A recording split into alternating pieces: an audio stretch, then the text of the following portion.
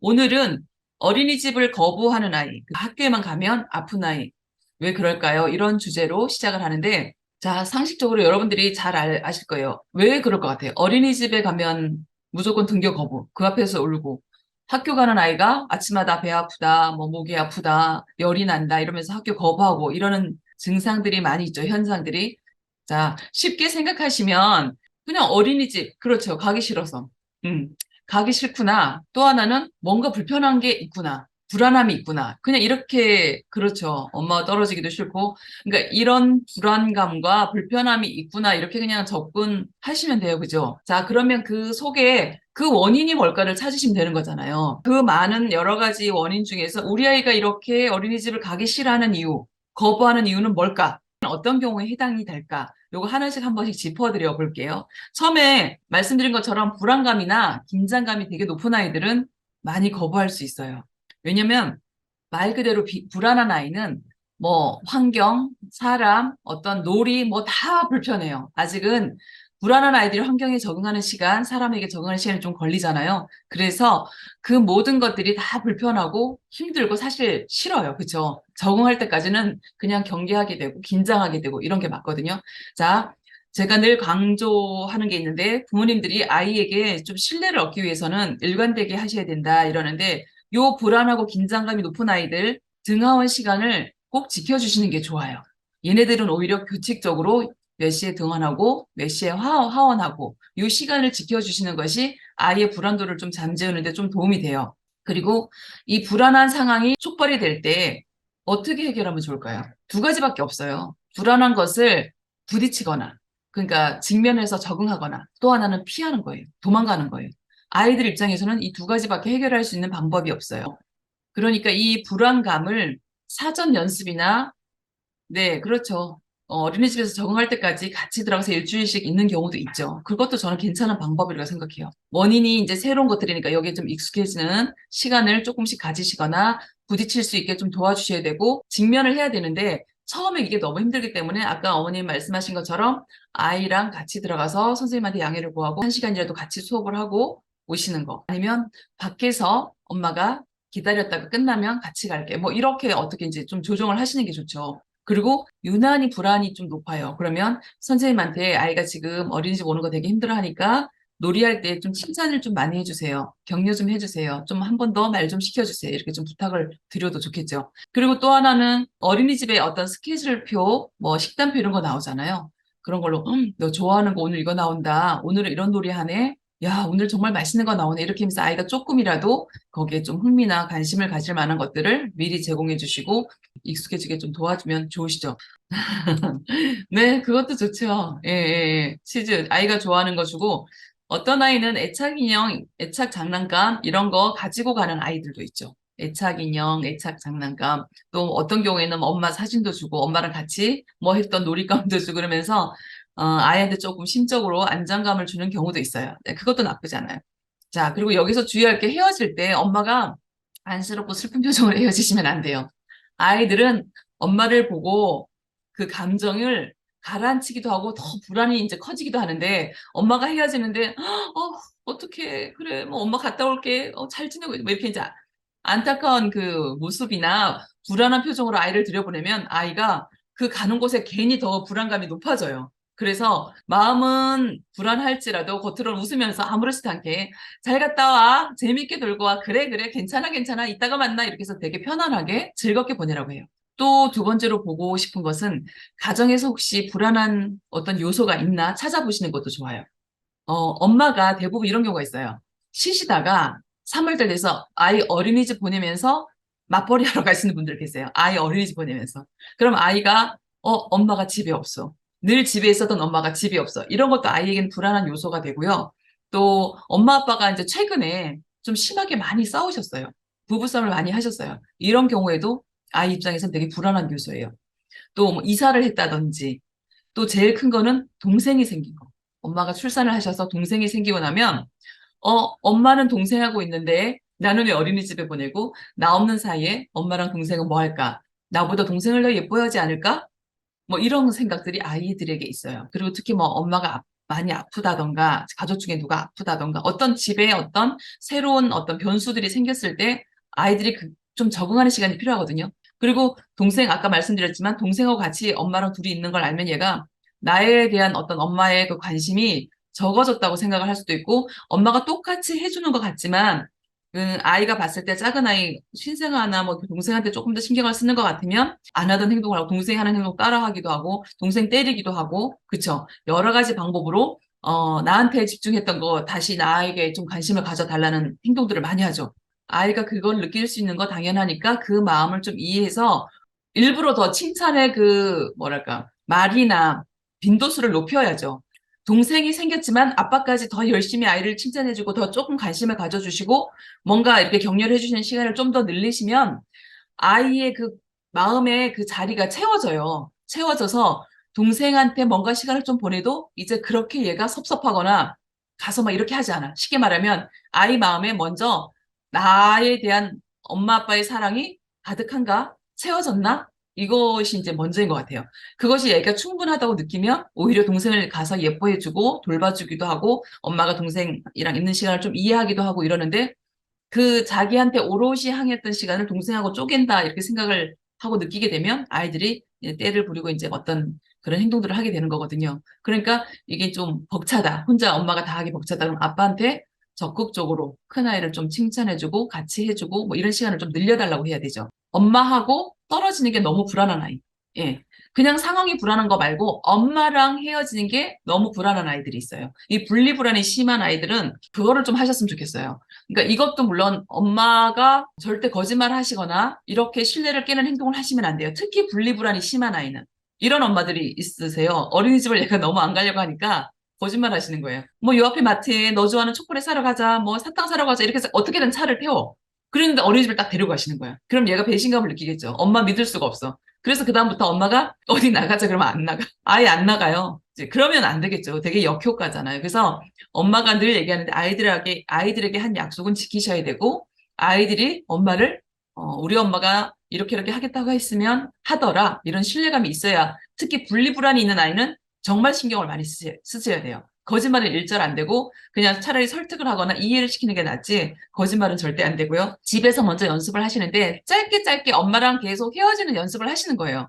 이렇게 엄마랑 떨어지는 연습을 집 안에서 먼저 하시고 집 안에서 다 됐다. 이제 어느 정도 집에서는 저기에 있어도 이쪽 방에 있어도 아이가 엄마가 있다는 걸 알기 때문에 잘 놀아요. 그러면 이제 쓰레기 버리러 가는 거, 또 마트에 갔다 오는 거 이렇게 점점 엄마랑 분리하는 시간, 떨어지는 시간을 늘리시면 돼요. 헤어지는 시간은 되게 짧게. 헤어질 때 울고불고 매달리고 이러는데 그 시간을 오래 있을수록 아이가 더 크게 울고 더 크게 불안해하고 더 과한 행동들을 할 거예요. 그 다음에 끝나고 났을 때 엄청 잘했다고 칭찬해 주시면 돼요. 자, 그 다음에 이제 어머니들이 많이 또 고민하는 게 아이랑 좀 어린이집에서 다른 아이랑 좀 문제가 있지 않나? 아니면 선생님한테 문제가 있지 않나? 우리 아이랑 뭔가 문제가 있지 않나? 이런 경우들이 있어요. 교사랑 이런 거는 충분히 상담을 하시는 게 좋고요. 조금이라도 그런 어떤 아이의 어떤 다른 부분들, 변화된 부분들, 아니면 좀 아이가 불편한 부분들이 보이면 충분히 상담하시는 게 좋아요. 아이들이 말을 잘 못하기 때문에 어린이집에 친한 친구, 뭐 엄마 한두 명은 꼭 사귀셨으면 좋겠어요. 그래서 그 아이가 대신 전달해줘요. 오늘 우리 아이가 표정이 되게 안 좋더라. 울면서 왔더라. 예를 들면 혹시 왜 그러는지 아니? 뭐 이렇게 물어볼 수 있는 친구 한두 명을 꼭 만드셨으면 좋겠어요. 자, 그리고 뭐 주말이나 이럴 때 너무 과하게 놀아서 애가 에너지가 소진이 되면 신체적인 어떤 쉼을 못 가지고 이러면 당연히 짜증나니까 안 가겠다고 하겠죠. 그쵸? 그거는 센터도 마찬가지예요. 주말 지나고 오면 아이들이 다 그냥 쭉쭉쭉 올라가 있어요. 그래서 월요일날 좀 어렵죠. 아이들이 이렇게 쭉 잘 하다가 주말 지내고 오면 완전 뛰는 아이들이 있어요. 그래서 그런 것도 좀 고려해 주셔서 일정을 너무 이제 막 이렇게 과하게 이렇게 하시기보다는 좀 아이가 쉴 수 있는 시간을 주시고 이렇게 하시면 좋을 것 같아요. 그러니까 어린이집에 물론 변화가 있어도 좀 그렇긴 해요. 어린이집에서 뭐 선생님이 바뀌거나 공사를 했거나 이런 경우 있죠. 그럴 때도 잠깐 불안할 수 있어요. 아까 질문하신 분 중에 새 어린이집으로 갔는데 화장실을 못 간다 이렇게 질문하신 부모님이 계신데 이 같은 선생님이고 같은 아이들인데 환경이 바뀌었잖아요. 그것에서 화장실이 바뀐 것 때문에 새로운 화장실에 가는 것이 거부하는 지금 상황이라서 그냥 시통으로 두고 이랬더니 이제 바깥에서 일체 다른 화장실 안 간다 이러는 것 같아요. 그거는 이 아이가 적응하는데 엄청 시간이 오래 걸리는 아이예요. 그리고 예민하고 불안이 좀 높은 아이죠. 그래서 이 아이는 다른 아이들보다 천천히 적응하는 시간이 좀 길어요. 그래서 어린이집에서 전부 다 그 시간을 채우기에는 어린이집에서 이제 화장실 갈 때까지 엄청 오래 걸릴 수 있어요. 그리고 만약에 이제 시통에서 계속 하게 되면 굳이 화장실 안 가려고 할 거예요. 그럼 어떻게 해요? 뭐 놀이터에서 놀다가 놀이터 뭐 공원에는 화장실 먼저 연습을 하시든가 아니면 자주 가는 식당, 어머님이 자주 가시는 커피숍이나 이런 데 하여튼 자주 가시는 단골 가게에서부터 시작을 하셔야 돼요, 연습을. 그래서 물론 집에서 충분히 기초적인 훈련을 하셔야죠. 가는 거야. 또 편안한 거야. 이 볼일 보는 거야. 뭐 이렇게 보여주기도 하고 거기 앉아서 놀기도 하고 변기의 어떤 그 감각도 다 느끼게 하고 이런 것들을 훈련을 하시고 그다음에 집에서 가장 가까운 카페나 뭐 식당이나 어디 한 군데를 정하셔서 가끔씩 가서 거기서 화장실 가는 연습을 굳이 볼일을 안 봐도 들어가서 앉아있는 연습을 또 하시고 뭐 이렇게 조금 조금씩 하셔야 되죠. 이게 한꺼번에 안 돼요. 왜냐면 그 어린이집 내에서 그것조차도 시간이 걸리는 아이라서 예 그렇게 계속 연습해 주시고 앉히고 하시면 될 것 같아요. 자, 그래서 이렇게 어린이집에 아이들이 갈 때 거부하는 경우가 되게 많은 이제 여러 가지를 살펴봤는데 우리 아이가 이제 어느 경우에 해당이 될까? 그냥 기질적으로 단순히 예민해서 그럴까? 뭐 이런 것들을 좀 살펴보시고 일단은 아이들도 새로운 환경, 새로운 선생님한테 뭔가를 하러 갈 때 되게 많은 긴장과 불안감이 조금씩은 다 있다. 그래서 아이가 하원을 하고 뭔가를 이제 갔다 왔을 때는 정말 칭찬과 격려를 많이 해주셔야 돼요. 정말 잘했다고. 그래서 그것을 또 해나갈 수 있는 힘을 주셔야 되는데 주의하실 점은 칭찬이나 격려를 많이 해드리라고 했더니 과잉보호로 이어지는 경우가 있어요. 그냥 우쭈쭈쭈 하면서 이것도 해주고 저것도 해주고 이렇게 과잉보호를 하시라는 얘기는 아니에요. 그쵸? 과잉보호를 다시 하기 시작하면 아이가 이 느낌 좋아. 언제도 그랬어. 이 의존성이 확 올라가요. 의존성이. 의존성이 확 올라가면 그 다음에 어린이집 생활하기 더 힘들어요. 예, 예. 그래서 칭찬이나 격려를 해주시라는 거지 과잉보호를 해주시라는 거는 절대 아니라는 거 꼭 주의해 주셔야 돼요. 그쵸? 자, 이렇게 비슷한 부분들이 있고 또 이제 조금 다른데 학교에 가는 아이들, 학교에만 가면 아파요, 열나요 이런 아이들이 많아요. 왜 그럴까요? 저학년인 어린아이들의 경우에는 계약증후군이라는 게 있어요. 쉬다가 다시 계약을 해서 가게 되면 그 스트레스가 이제 있는 거죠. 다시 새학년들 친구들 뭐 또 다시 학교 가서 공부해야 되는 이런 것들이 잠깐 있을 수 있어요. 근데 이런 거는 한 일주일 정도 학교 다니면 사라지거든요. 아이가 막 아프다고 해서 너무 놀랄 것도 아니고 그리고 또 반대로 너 깨병 부리지 마. 너 안 아프잖아. 이러면서 아이를 꾸중하거나 야단치셔도 안 돼요. 아이의 마음을 이해해 주시고 그냥 괜찮아. 자고 나면 괜찮을 거야. 학교 갔다 와서 보자. 그래도 아이가 너무 심해. 너무 아프다 그러면 그냥 병원 한번 가세요. 소아과 가서 진찰하고 선생님이 괜찮대. 조금 뭐 스트레스 받아서 그런 건데 괜찮아. 의사 선생님이 괜찮아 하는 얘기를 듣고 괜찮대잖아. 그치? 이렇게 한번 확인시켜주고 학교를 보내셔야 돼요. 병원 갔다고 해서 집에 데리고 가시면 또 안 돼요. 병원에 갔다가 어쨌든 학교를 보내야 된다. 예, 학교를 보내야 돼요. 이 학교에서도 되게 막 학교에 불안이 많은 아이들을 이렇게 조사를 해봤더니 여기에서도 좀 엄마랑 헤어지기가 너무 힘들어서 학교에 가는 걸 불안해하는 아이들이 많은데 이때도 조사를 해봤더니 주로 가행보호를 많이 했던 아이들이 그렇게 나오더라. 이런 결과들이 있어요. 어머님이 좀 도와주실 수 있는 것은 일정을 다 미리 얘기해 주시는 거예요. 오늘은 뭐 몇 시부터 몇 시까지 5교시라서 1시 몇 분에 끝나. 점심 먹고 1시간 더 하면 끝나는데 끝나면 엄마가 교문 앞에 데리러 갈게. 그때 만나. 아니면 오늘은 뭐 체험학습 가서 갔다 오면 3시에 끝난대. 3시에 엄마랑 만나. 이렇게 해서 그 일정을 좀 미리 얘기해 주시면 아이가 훨씬 불안감이 덜할 수 있어요. 또 하나는 학교를 안 가면서 생기는 2차적인 이득들. 뭐냐면 학교를 안 갔더니 집에서 TV도 볼 수 있고 학교를 안 갔더니 집에서 엄마가 맛있는 것도 해주시고 학교를 안 갔더니 집에서 마음껏 놀 수 있고 그리고 엄마가 나한테 되게 관심을 많이 가져줘. 집에 있었더니.